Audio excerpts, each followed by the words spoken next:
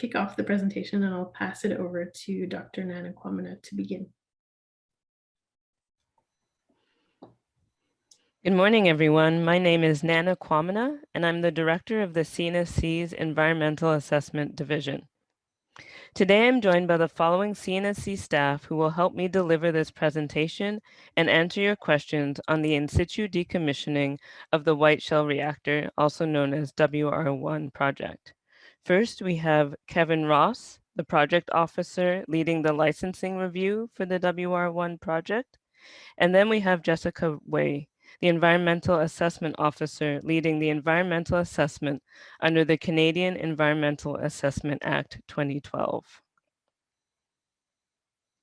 The purpose of this webinar is to provide an overview of the CNSC, describe the ongoing environmental assessment for the WR1 project, describe the ongoing licensing review for the WR1 project, provide project-specific updates, and to outline next steps moving forward. We'll first begin with an overview of the CNSC. The CNSC is Canada's nuclear regulator. Under the Nuclear Safety and Control Act, the CNSC regulates all nuclear facilities and activities in Canada and sets out regulatory requirements and expectations for their safe use. Specifically, the CNSC is mandated to regulate the use of nuclear energy and materials to protect the health, safety, and security of Canadians and the environment, implement Canada's international commitments on the peaceful use of nuclear energy, and disseminates objective, scientific, technical, and regulatory information to the public.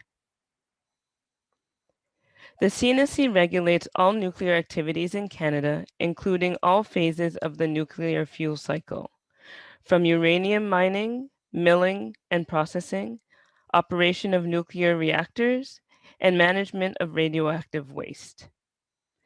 The regulation of other nuclear technologies, such as nuclear medicine, nuclear research, industrial uses, and dosimetry services, also fall under the mandate of the CNSC. Acting as an independent quasi-judicial tribunal and court of record, the Commission consists of up to 7 members who are appointed by the Governor and Council under the Nuclear Safety and Control Act. 1 member is designated as President of the Commission and Chief Executive Officer of the CNSC. The Commission is the CNSC's decision-making body and makes licensing decisions, including those for all major nuclear facilities in Canada. The CNSC reports to Parliament through the Minister of Natural Resources on the Commission's activities under the Act. Neither the Minister nor the Governor and Council has a role in CNSC's decision-making or power of appeal. Its decisions are only reviewable by the Federal Court of Canada. The CNSC's regulatory framework consists of laws passed by Parliament that govern the regulation of Canada's nuclear industry, as well as regulations, licenses, and documents that the CNSC uses to regulate the nuclear industry. The CNSC's Commission makes decisions after considering all evidence presented from interveners, from the license applicant, and from CNSC staff. The Commission is supported by scientific, technical, and professional staff, all referred to as CNSC staff. CNSC staff are highly skilled professionals who are committed to safeguarding the health, safety, and security of Canadians and the environment.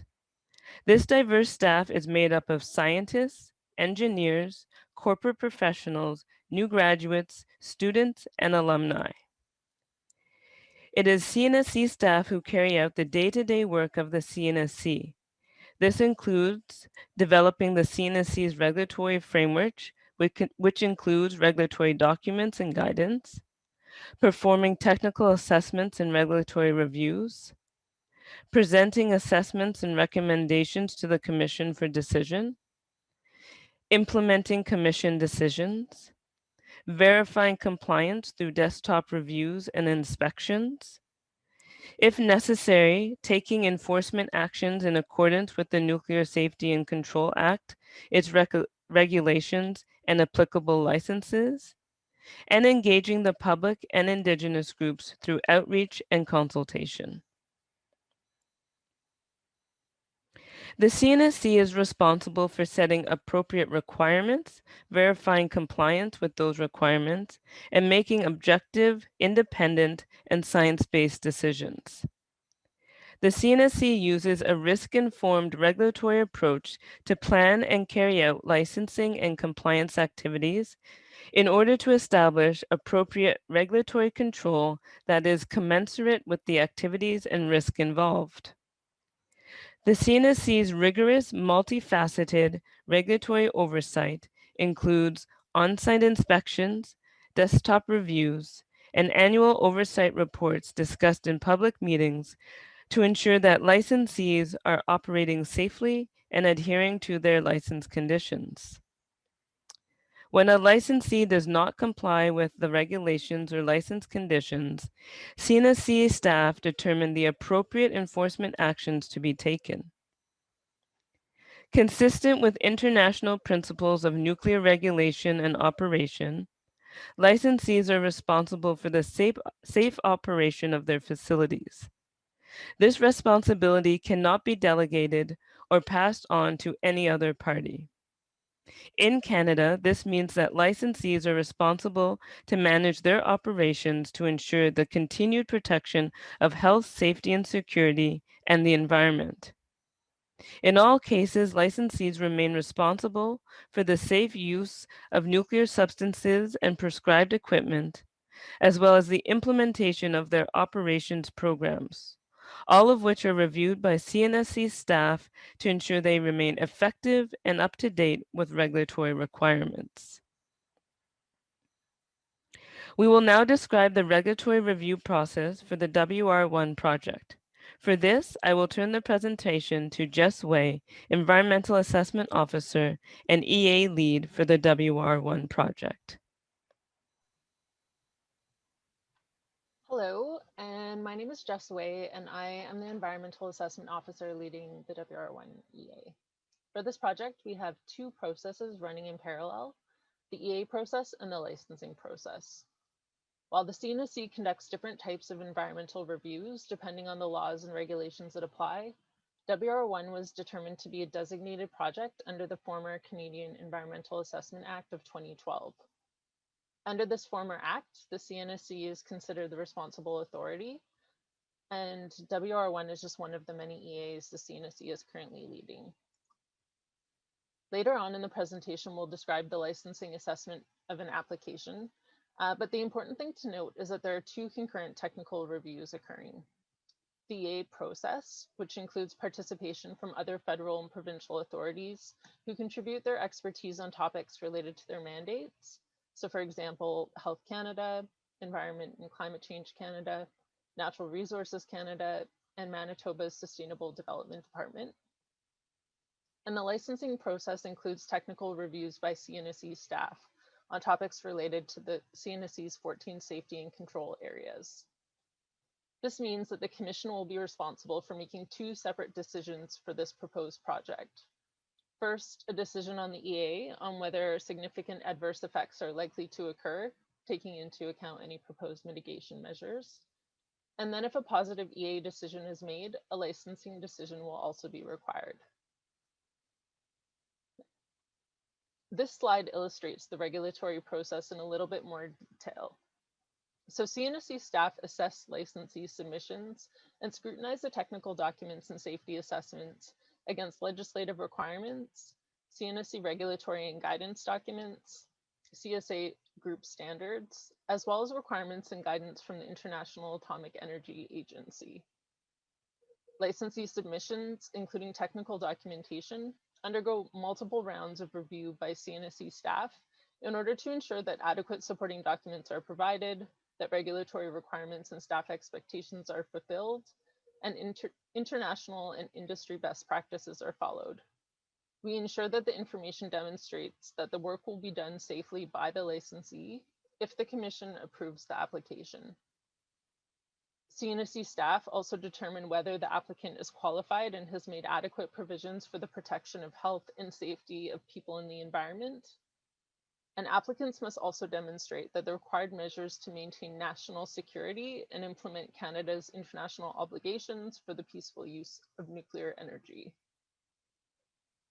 Once EA and technical reviews are complete, CNSC staff recommendations are made to the Commission in a public hearing.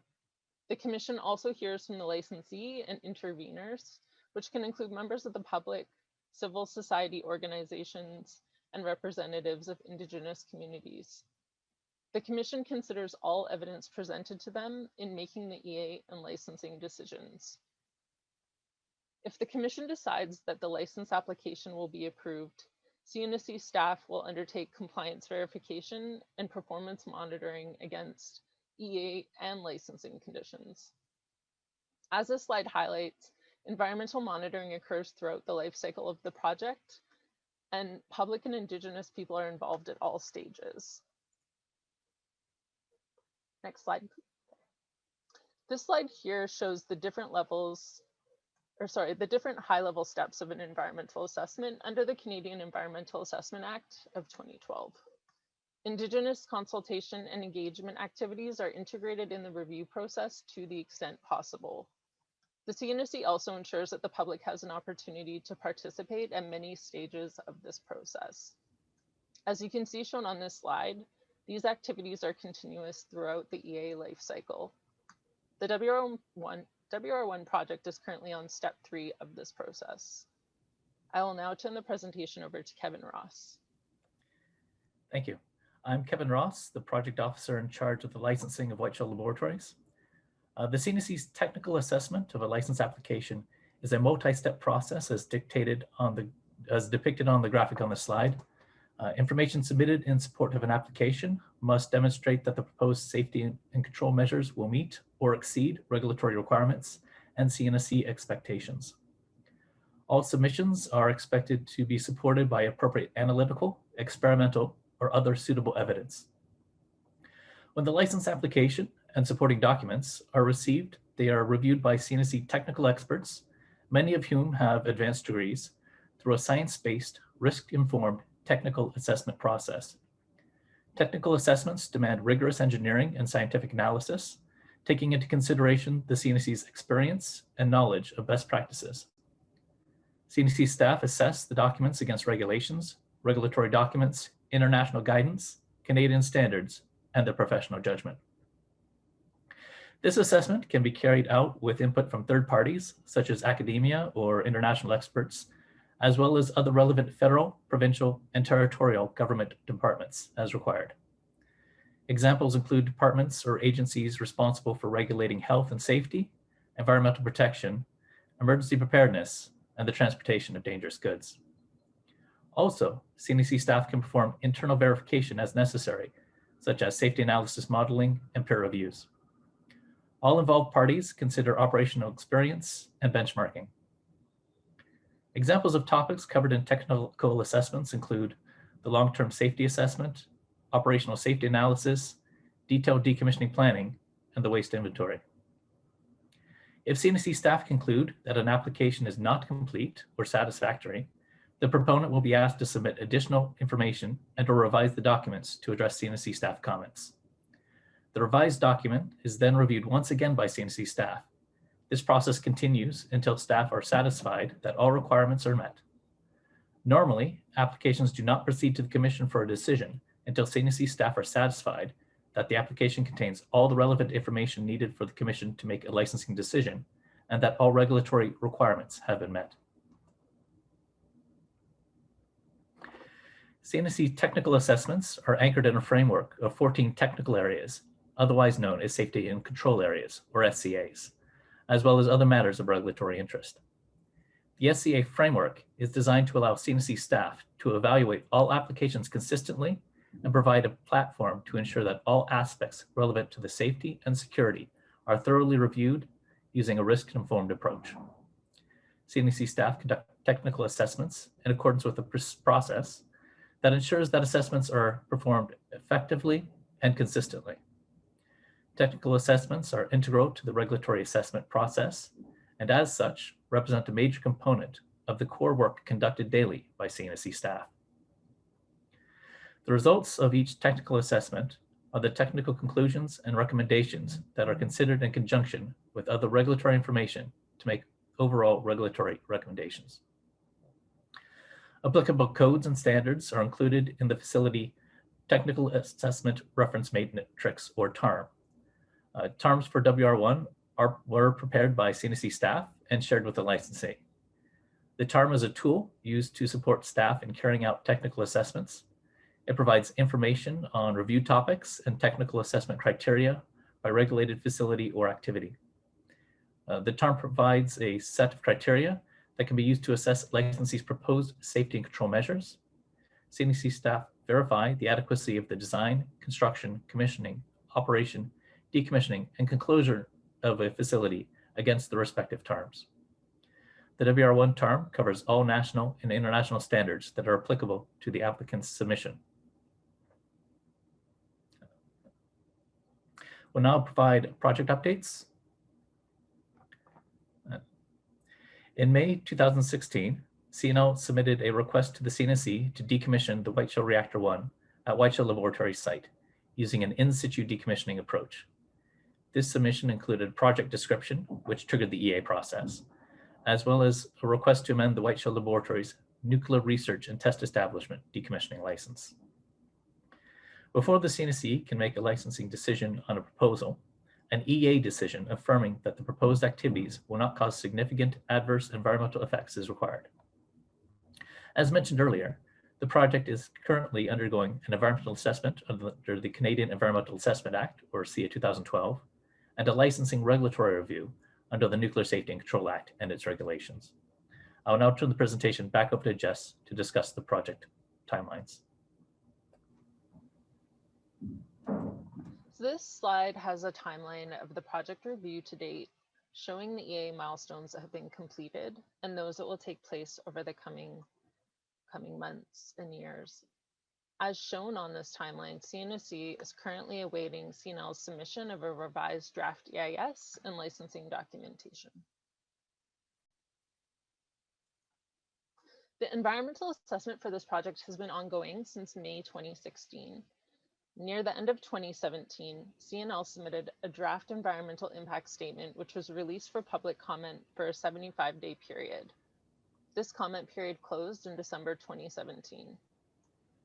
In March 2020, CNL submitted revised documentation for its environmental impact statement to the CNSC, consisting of a revised EIS, updated technical supporting documents, and responses to all federal and provincial information requests.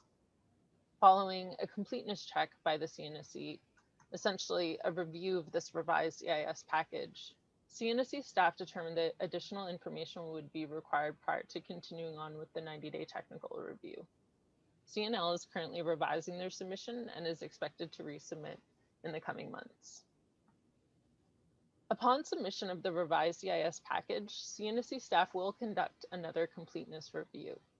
If the package is deemed complete, a 90-day technical review of the EIS by the federal and provincial review team will start. CNL is expected to address any comments or information requests that arise from the team's technical review.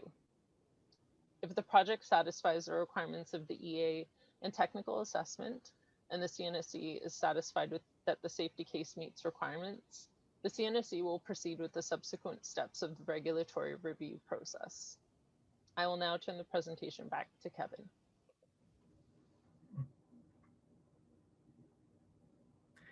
As mentioned, CNL applied for license amendment to the Whiteshell Nuclear Research and Test Establishment decommissioning license to proceed with in-situ decommissioning for WR1 back in 2016. Since then, CNSC staff have undertaken a detailed, iterative technical review of information submitted by CNL in support of the license amendment application. These reviews have included key technical documents, such as the design plan and requirements for the disposal facility and the concrete cap and engineered cover, a geosynthesis report that summarized available geological, hydrogeological, and geometrical information, a waste form report describing the waste form, specifically the metal components in the reactor vault, and its degradation due to corrosion over time, and a waste inventory report describing the waste inventory at WR1 that is composed of what it is composed of, the amount of each radionuclide, and its location, and how waste characterization was conducted. CNL has yet to submit the key licensing document, which is the safety case. The safety case is the document that describes the safety of the facility and how it meets applicable regulatory requirements. Once CNL submits the safety case, it and its supporting documents will undergo a detailed, rigorous, and iterative technical review. This review will continue until CNSC staff are satisfied that CNL has addressed all concerns and meets all relevant regulatory requirements, at which time we will proceed to the hearing preparation phase. I will turn the presentation over to Dr. Nana Kwenema. CNSC staff are committed to building long-term, positive, and trusted relationship with Indigenous peoples in Canada. As an agent of the Crown, CNSC consults with potentially impacted Indigenous peoples to understand and address potential impacts to Indigenous and/or treaty rights from a project. The CNSC leads a whole-of-government approach to improve the efficiency and effectiveness of engagement and consultation. The CNSC invites Indigenous peoples to share traditional knowledge and land use practices to inform regulatory processes and decisions. And the CNSC requires licensees to engage with potentially affected Indigenous peoples early in the development and throughout the life of their project. CNSC has recently updated its public engagement strategy for the WR1 project in an effort to enhance engagement as these projects are approaching the remaining steps of the regulatory process. CNSC's updated approach to public engagement includes increased transparency on CNSC staff's technical review processes, as well as several new engagement tools to be used, including regular and consistent status updates through project bulletins, topical discussions with two-way dialogue, such as online webinars such as this one, as well as one-on-one sessions, and contextualizing the project through video and/or written frequently asked questions. We welcome your thoughts and views on these proposed approaches and any other ideas you may have to improve our public engagement on these projects. Further information on each of our upcoming webinars with respect to the near-surface disposal facility, the nuclear power demonstration closure project, or the W1 in situ decommissioning projects is found on this slide. Invitation to these webinars have been sent to the CNSC subscriber list, and registration is available through the CNSC main webpage, but for ease of reference, we've also included the registration link on this slide, and we hope to see you all at these upcoming webinars. The CNSC is interested in hearing what Indigenous peoples, members of the public, and stakeholders have to say regarding any of the projects that we license. There are many ways in which you can get involved and be heard. You can intervene as part of the commission hearing process, and to learn more about the role of interveners in this process and how to participate, please visit the provided link. To stay abreast of other opportunities to participate and future engagement activities, please sign up to our subscribers list. Notifications such as upcoming webinars and other important news from the CNSC are regularly sent to the subscribers list.